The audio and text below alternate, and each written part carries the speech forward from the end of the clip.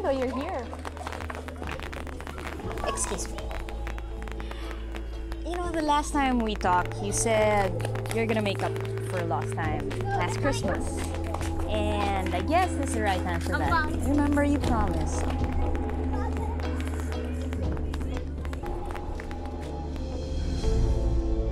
Ano, Rinaldo? Akala ko ba ngayong bagong taon mo ko ipapakilala sa mga magulang mo? Bakit? Ano bang mas mahalaga sa'yo? Ang makilala ang mga magulang ko o ang relasyon natin? Siyempre ang relasyon natin, pero di ba gusto ko rin malaman kung tanggap ba ako ng mga magulang mo? Paano kung hindi? Pues, wala silang magagawa. Kahit ano mangyari, ipaglalaban kita, Belinda. Tandaan mo yan, ipaglalaban kita.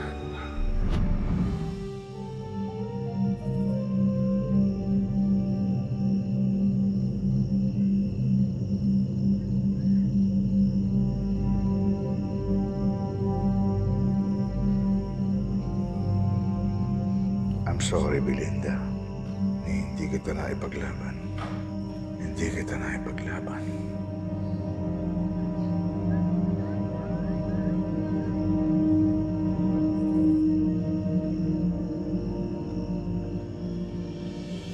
Yes, I remember the promise.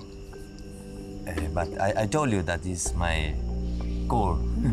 That is my goal, and I'm honest with you. I don't have money now to explain to go out.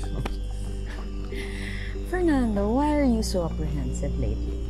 Is there someone discouraging you to go out with me? No. Could you excuse me for a while? Yes. Rosella, usap tayo. Bakit ho, Mama Kulot? Siguro ikaw ang dahilan kung bakit ayaw makipagkita sa akin ngayon ni Fernando. I'm sure nilalandi mo siya. Naku, Ma'am Kulot, hindi ho.